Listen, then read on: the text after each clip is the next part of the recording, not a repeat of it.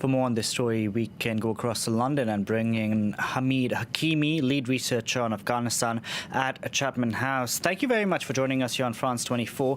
Now, Donald Trump touted the progress his team has made in negotiations with groups including the Taliban. But what progress is he talking about? Because just yesterday, the Taliban carried out an attack on an army base in Kunduz. What President Trump is talking about is the direct talks that the U.S. official envoy for reconciliation in Afghanistan, Ambassador Khalilzad, is doing at the moment with the Taliban. So he's held a series of rounds of talks with the Taliban in Doha.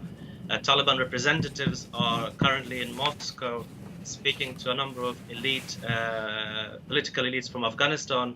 This is not where the Americans are speaking to them, but for the first time, at least in public domain, we know that the Americans and the Taliban are speaking face to face, and that they are actually putting the details of some of those conversations that they have had out to media.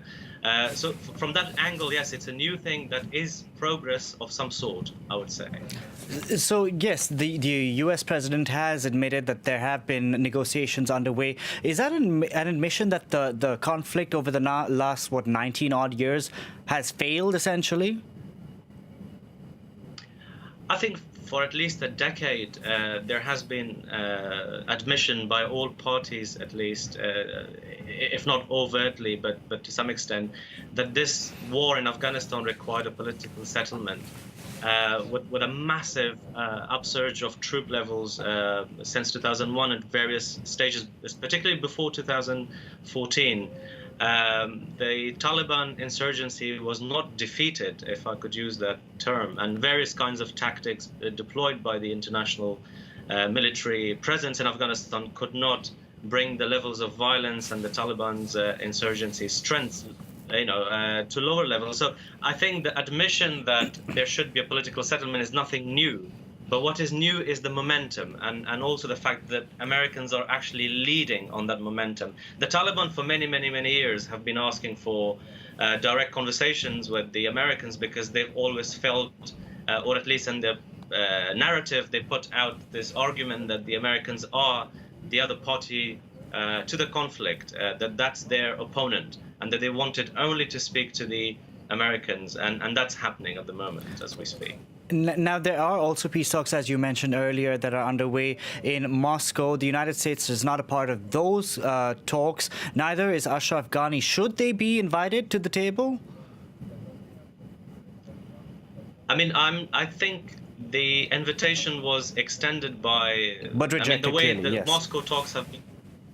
No, the way the Moscow talks have been organized is projected as the Afghan diaspora in Moscow doing this event. So this is not an official event per se, but perhaps, we can't deny that there's definitely some institutional support that they're getting from the Russians and probably from the region.